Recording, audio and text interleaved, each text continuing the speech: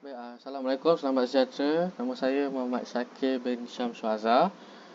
Matrik number 204003. Saya dari Bachelor Pendidikan Sains Pertanian dari Fakulti Pengajian Pendidikan. Baik, seterusnya. Okey, Assalamualaikum Cik Hafiz. Nama saya Muhammad Nizar bin Ishak, matrik nombor 204008 dan juga daripada Fakulti Pertanian, Bachelor Pendidikan Sains Pertanian. Baik, pertemuan kita pada pagi ini adalah bertujuan untuk temu bal usahawan berjaya dari perusahaan tanaman buah tin yang akan disampaikan oleh Encik Hafiz sebentar saja lagi. Jadi seterusnya saya akan menceritakan sedikit latar belakang Encik Hafiz selaku guest kita pada pagi ini. Baik, Encik Hafiz merupakan alumni UPM bergraduat pada tahun 2009 dalam ijazah pengurusan sumber manusia dari Jabatan Pemajuan Profesional dan pendidikan lanjutan dari Fakulti Pengajian Pendidikan di Universiti Putra Malaysia. Baik, tanpa membuang masa, saya dan Iza akan menanyakan beberapa soalan kepada Encik Hafiz. Baik, Encik Hafiz boleh menceritakan sedikit latar belakang perniagaan perusahaan tanaman buah tin ini? Okey. Assalamualaikum dan selamat pagi. Terima kasih Syakir dan Iza. Yes. Kita panggil Syakir dan Iza dua orang ni.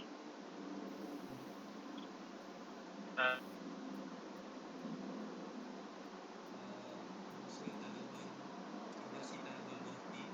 Untuk makluman, nama syarikat saya ialah Afta Benefix Sdn Bhd. Afta tu nama unik, Benefix tu singkatan daripada Benefix of Fig. Fig kan buah tin kan, bahasa Inggeris tu fig. So Benefix of Fig jadilah Benefix. Jadi kami ada dua ladang sekarang ni, satu di Janda Baik dengan 400 pokok, dan yang ladang yang kedua dan terbesar sekarang ni di Felda Sungai Tinggi Selatan di Hulu Selangor. Di sana ada kira-kira 1,600 pokok lah dan akan berkembang lagi lah. Jadi untuk makluman, perniagaan kami dalam industri buah tin ni, kami menghasilkan satu upstream, iaitu pengeluaran bahan-bahan mentah seperti buah tin segar. Kita hasilkan anak pokok, kita hasilkan keratan, batang, dan kita juga menjual daun buah tin. So itu dari segi upstream. Lepas tu kita ada midstream, iaitu kita membuat ecotourism. Ecotourism ni di mana ladang kami dibuka untuk lawatan pengunjung untuk merasai pengalaman memetik buah tin segar berpokok dan makan terus. Lepas tu kita ada jual bahan-bahan atau produk-produk giliran berasaskan buah tin lah. So yang itu downstream. So downstream ni produk-produk giliran berasaskan buah tin, kita ada buat jus, jam, kita ada buat teh, kita ada nasi lemak sama buah tin, dan kita ada banyak lagi produk-produk yang kita dah bariskan untuk kita jualkan lah. So dalam industri buah tin ni, dalam sektor giliran, produk-produk giliran yang boleh dihasilkan daripada buah tin ni ada 3. Satu dari segi makanan, nombor 2 dari segi kosmetik seperti shampoo, body lotion, scrubs, dan macam-macam lagi, dan nombor 3 dari segi pharmaceutical, ubat-ubatan. So kami memilih tanaman buah tin ni satu sebab dia tanaman yang bernilai tinggi, dia cepat. Tanam hari ni bulan keempat kita dah petik buah. Lepas tu harga pasarannya tinggi, harganya dalam buah tin segar harganya dalam RM60 ke RM120 bergantung pada variety. Lepas tu dia, bila kita dah ada sistem ni, dia mudah lah kalau banding dengan tanaman lain. So untuk makluman, pokok buah tin ni kita tanam sekali je, dia akan berbuah setiap hari sepanjang tahun. So kalau kita bandingkan dengan pokok cili ke raw melon ke cili, tanam 3-4 bulan, lepas tu kita akan kena cabut, kena tanam semula kan. Sama macam raw melon, tanam 3 bulan, cabut, tanam semula, lepas tu dengan racun macam-macam. Kalau kita nak tanam nenas, ambil masa paling awal 15 bulan baru tuai hasil. Kalau kelapa ambil masa dalam 3 tahun setengah, kalau durian 5 tahun. So pokok tin ni tanam tahun ni juga dia boleh dapat hasil. So itulah kerana itulah sebab antara sebab yang kita pilih tanaman buah tin ni lah. Sedikit sebanyak tentang latar belakang syarikat kami. Okay, terima kasih Encik Hafiz. Jadi seterusnya ni saya nak tanya tentang latar belakang pemilik perniagaan. Adakah perniagaan ni Encik Hafiz ni dijalankan oleh Encik Hafiz seorang ataupun ada lagi rakan kongsi? Okay, untuk makluman, syarikat kami ditubuhkan pada tahun 2019. Saya sebagai personal, kita bermula dengan syarikat enterprise di mana kita bermula dengan ladang kami di Janda Baik pada tahun 2018. Kemudian pada tahun 2019 bila kita dapat tapak baru di Gedung Makanan Negara Sulawesi Selatan ni, saya dengan ada dua orang partner set up After Benefit ni sebagai satu syarikat senang berhad.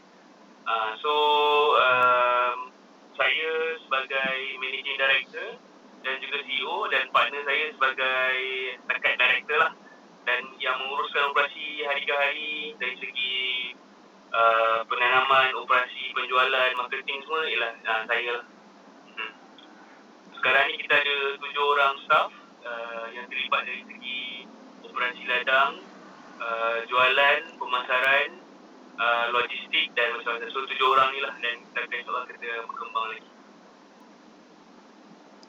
Baik, dalam perniagaan perusahaan tanaman buah tin ni, apakah produk ataupun perkhidmatan yang disediakan kepada pelanggan ataupun mereka yang hendak bekerjasama dengan perniagaan Encik Hafiz? Dalam industri buah tin ni dia luas potensi dan kepelbagaian dia. Buah ni sangat versatile. Seperti yang saya sebut tadi, kita ada 3 aliran penjanaan pendapatan yang kita tulis. Satu daripada upstream, penghasilan bahan mentah seperti buah tin segar, keratan batang, anak pokok dan daun, dan juga getah daripada buah tin ni. Di mana getah ni pun kita boleh hasilkan produk-produk ubat-ubatan, sebab getah ni ada nilai antioksidan yang tinggi dan dia juga ada antioksidan tinggi yang boleh mencegah So itu dari segi upstream. Lepas tu midstream pula kita ada agro pelancongan, di mana ni macam konsep dia macam kalau kita pergi Cameron Highland makan strawberry kan kat situ dia buat teh strawberry lah, nasi lemak strawberry. So application yang sama juga kita boleh buat untuk buah tin. Dan buah tin ni satu tanaman yang kita baru nak kenal so dia jadi satu yang menarik lah. Dan juga buah tin pun ada sejarah yang sangat mendalam dari segi peradaban manusia, dari segi awal daripada zaman Nabi Adam, Nabi Musa, Nabi Isa sampailah ke Nabi Muhammad pun benda ni disebut dalam setiap perjalanan hidup nabi-nabi kita ni kan. So tu ada nilai sejarah yang begitu tinggi lah. Boleh jadi satu tarikan yang sangat kuat kepada pengunjung dan juga rakyat Malaysia khususnya. Lepas tu kita ada, sebab buah tin ni satu buah yang sangat versatile, kita boleh olahkan dia jadi macam-macam, dan produk hiliran juga banyak yang boleh dihasilkan, seperti kategori yang kita dah kategorikan tadi dari segi makanan, nasi lemak, sambal buah tin, jus, jam, orang buat kek, orang buat puding, orang buat fig shake, orang buat wine, cuka. Lepas tu dari segi pharmaceutical ubat-ubatan, ubat untuk gout, kanser, untuk untuk ibu mengandung, untuk para suami, untuk anak kecil pun ada khasiat-khasiat dia yang kita boleh jadikan dia ubat-ubatan ataupun suplemen. Dan juga dari segi kosmetik, sebab dia ada nilai antioksidan, anti penuaan, anti kedutan, sebab tu kita jadikan dia shampoo. Kalau tengok sekarang Sunsilk dengan Shura punya brand memang dah ada fig punya property dalam shampoo diorang. Kita buat fig mask, kita buat lotion dan macam-macam lagi. So sebab tu kita namakan ni sebagai satu industri, sebab dia sangat besar daripada upstream, midstream sampailah ke downstream. Dan kerana benda ni masih lagi baru, jadi peluang tu kita membuka untuk siapa-siapa berminat untuk bersama dengan After Benefit lah. Okay, terima kasih Encik Hafiz. Seterusnya saya nak tanya tentang tadi Encik Hafiz ada beritahu yang pekerja Encik Hafiz ada 7 orang. Jadi 7 orang tu memang ada di bahagian 2 tempat tu, tempat Encik Hafiz. Ya, betul. Jadi macam mana dengan proses pembahagian kerja untuk 7 orang pekerja tu? Okey. Kita macam mana kita laksanakan operasi kita, kita dah ada satu perancangan lah. Kita dah tahu perancangan apa yang diperlukan untuk kita support business model ni. Apa yang diperlukan untuk support, apa kerja-kerja yang diperlukan dalam unit operasi, unit pemasaran, unit penjualan, unit logistik dan unit pengurusan dan lain-lain. Kita dah kenal pasti, daripada kenal pasti tu kita dah ada perancangan. Dan kita dah kenal pasti berapa banyak manpower yang diperlukan untuk menjalankan setiap operasi ni. So setiap hari sebenarnya kita dah ada dah kita punya work order. Work order ni kita dah ada tugasan-tugasan yang kita dah bentangkan setiap hari. Contoh macam minggu depan punya work order pun kita dah ada dah. And then apakah target yang nak capai pada minggu depan pun semua dah ada. So memang kita dah ada perancangan yang rapi lah. Dan sekarang ni kita hanya perlu memastikan apa yang kita rancang tu kita dapat laksanakan lah. So itu semua kita dah itemkan dalam bentuk aktiviti-aktiviti kerja yang perlu dijalankan lah. So kita tengok contoh macam saiz operasi di Janda Baik kita hanya ada 400 pokok dan di Felda Sungai Tinggi Selatan kita ada 1,600 pokok. Dan sudah tentunya pekerja manpower banyak diperlukan di Felda Sungai Selatan sebab operasi dia lebih besar di sana dan di Felda Sungai Selatan macam kilang lah sebenarnya. Macam kilang dan juga pengkhususan tu lebih kepada di Felda Sungai Selatan. Baik, terima kasih Cik Hafiz. Baik, saya tertariklah dengan operasi-operasi yang dijalankan dalam perniagaan ini. Jadi saya hendak tanya Cik Hafiz, bagaimana perniagaan ini dia menguruskan operasi pengeluaran?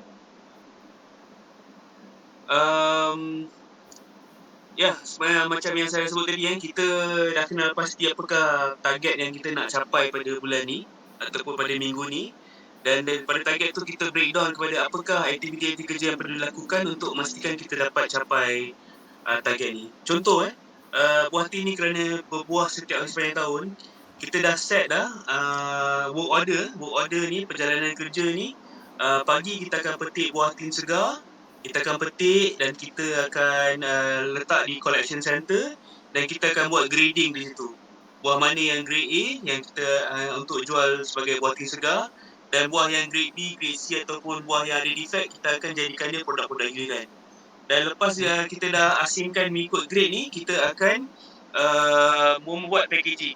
Buat packaging ni kerja dia kena teliti sikit sebab buah hati ni dia tak ada kulit. Kita makan semua sekali kan. Jadi pengendalian buah ni perlu dilakukan dengan teliti dan cermat, dengan menggunakan alat-alat yang sepatutnya lah untuk kita buat packaging ni semua. Lepas kita dah packaging ni semua dan kita akan kotakkan dia untuk kita hantar terus kepada kita punya pelanggan. Itu untuk grade A. Yang grade B, grade C, buah yang kecil, yang defect, yang bentuk cantik, kita akan proseskan dia untuk jadi produk giliran. Contoh jadikan dia buah tin kering, kita akan slice jadikan dia buah tin kering, dan juga yang lain tu kita akan buat jus, kita akan buat sambal untuk nasi lemak sama buah tin lah. Setakat ini itu yang kita ada sebenarnya. Okey, jadi kan macam mana Encik Hafiz memasarkan produk produk buah tin ni? Macam mana pelanggan tu boleh tahu yang ada produk dekat syarikat Encik? Okey. Setakat ni memang kita menggunakan majoritinya menggunakan media sosial lah. Sekarang ada media sosial ni kan. Contoh kita ada YouTube channel kita ada Facebook page, kita ada Instagram, kita juga ada TikTok. So memang kita rely banyak dekat media sosial ni, dan juga kita ada Shopee page kita juga. So saya menjual buah tin saya ni melalui media sosial ini. Memang kita rely so much kat media sosial ini, and then media sosial ni sangat efektif dan kita kena tahu macam mana untuk untuk fully utilize media sosial ni apa kena buat. Sebab media sosial ni ada satu kita direct to the customer. So business model saya ni lebih kepada B2C tau, business to customer. Dan kebanyakan ladang business model dia B2B, business to business. Business kepada pemborong. Tapi buah tin ni kita direct tu business to customer. Jadi kelebihan business to customer ni kita punya margin yang lebih. Sebab dia tak ada orang tengah. Kita direct daripada ladang direct ke customer. Contoh satu pack buah tin saya, kalau saya jual ke direct customer, saya dapat RM20. Tapi kalau sekatalah saya bagi ke orang tengah, harganya mungkin lebih kurang daripada tu lah. Jadi bila kita utilize platform media sosial ni, margin keuntungan kita tu kita dapat jaga dan lebih lagi lah sebenarnya. Jadi saya memang rely so much dekat media sosial ni lah. Dan antara lain kita ada hebahan melalui TV, kita masuk TV. Kita juga adalah jurucakap untuk Jabatan Pertanian, sebab kita dapat, ada yang kita dapat MyGap. Jadi cuma jadi contoh yang baik lah. So daripada situ, daripada penyampaian mulut ke mulut, itulah cara kita menjual buah tin kita lah. Baik, terima kasih Cik Hafiz. Okey, seterusnya dalam mengurus kewangan, adakah Encik Hafiz membuat sendiri ataupun ada bekerjasama dengan pihak lain untuk memajukanlah perusahaan tanaman buah tin? Dari segi perusahaan kewangan, kita kena lakukan sendirilah sebab ini perniagaan kita kan. Setiap duit yang keluar dan setiap juga duit yang masuk, setiap duit yang dibelanjakan dan setiap duit yang dibayar kepada orang lain, kita kena tahu setiap detail tu lah. Jadi kalau kita tak tahu, tak dapat nak jaga kita punya kewangan ni, dia akan jadi masalah. Dan walaupun kami adalah syarikat yang baru dan juga tanaman yang baru, kami syarikat yang kita make sure kita patuh 100% pada undang-undang perniagaan yang disediakan oleh SSM lah, Suruhanjaya Syarikat Malaysia. Maksudnya kami setiap tahun comply tu mengeluarkan financial report dan juga kita menjalankan audit report. Walaupun company ni, syarikat ni masih kecil tapi masih kita dah buat. So kita kena pastikan perniagaan kita ni daripada awal betul supaya senang di kemudian hari. Banyak orang dia tak endahkan proses ni. And dia buat je dulu, duit keluar duit masuk, dia tak tahu, tak ada receipt, tak ada invoice, tak ada apa. Tapi bila dah lama jadi besar, dia akan terperangkap. Sebab kita tak boleh nak patah balik kita punya benda yang dah berlaku kan. Jadi kita memastikan dari segi kewangan, first thing right at the first time. Dan kita comply tu apa-apa undang-undang dan peraturan yang telah digariskan oleh Suruhanjaya Syarikat Malaysia.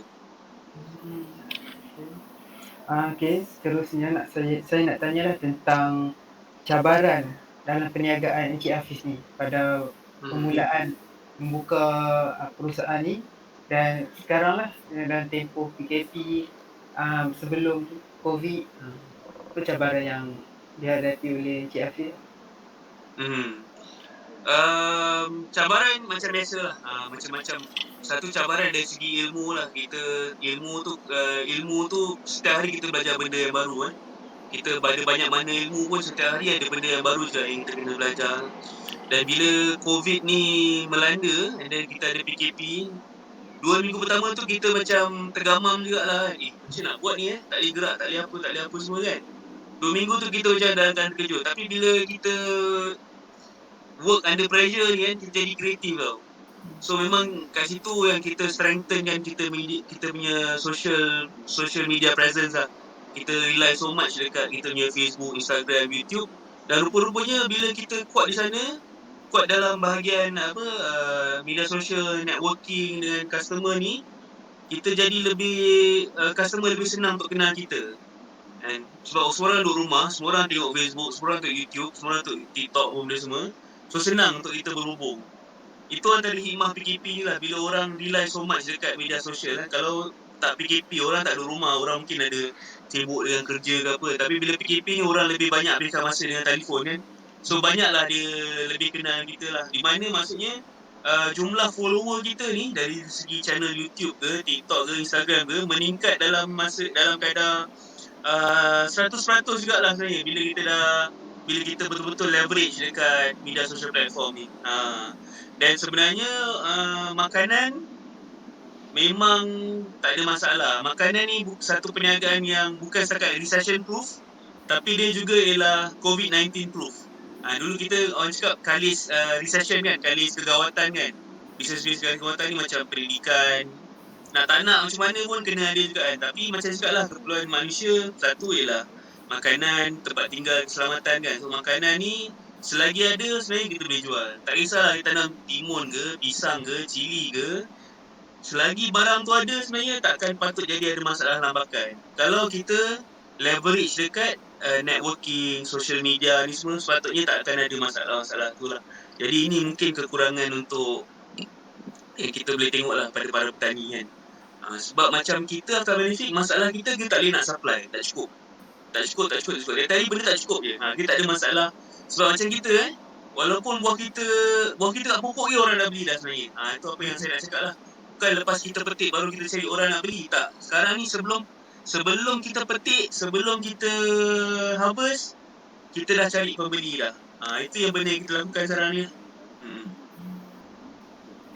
Okey, jadi maksud Encik Hafiz, pada permulaan tu mungkin dia agak susah lah. Lepas dah lama kelamaan, dia jadi manfaat kepada sosial online, sosial media. Ada hikmah dia lah. Ada hikmah dia.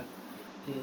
Jadi saya nak tanya sikit lagi tentang pemasaran macam proses jual beli tu dilakukan secara online kan.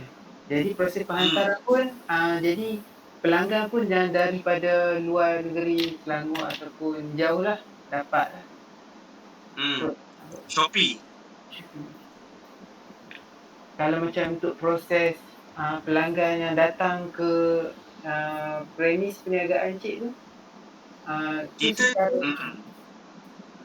kita cuba sedaya upaya jadi cashless lah. Senang. So dekat ladang kita sediakan QR code untuk bayar semua kan. Tapi masih lagi kita terima tunai lah. Tapi kalau boleh, lagi-lagi zaman COVID ni kan, lagi kita cashless lagi kita suka. Lagi cepat dia bayar kan.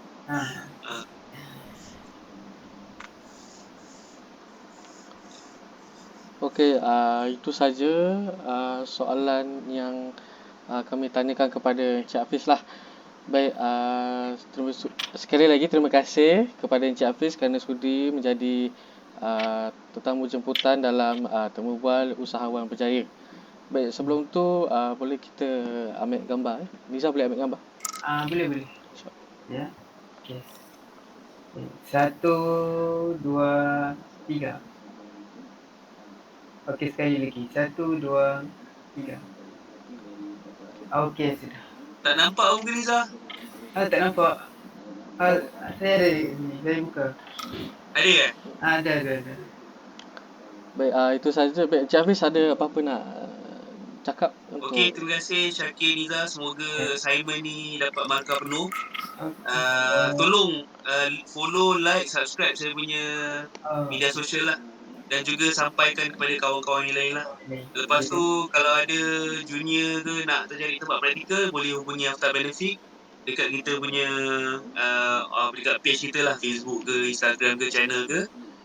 Lepas tu satu hari nanti harap dapat jumpa Niza dan Syakir dekat ladang saya lah. Boleh. InsyaAllah satu hari nanti. Saya harap pun saya dapat pergi ke ladang Encik Boleh datanglah sana, ambil gambar kat sana, petik buah ting segar kan. Alright, okey. Terima kasih Okey, baik, terima kasih Encik Hafiz. Okey, terima kasih, jumpa lagi. Semoga berjaya. Assalamualaikum. Waalaikumsalam.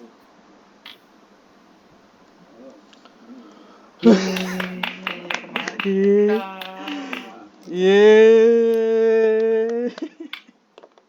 Berapa? 23 minit. 24 minit.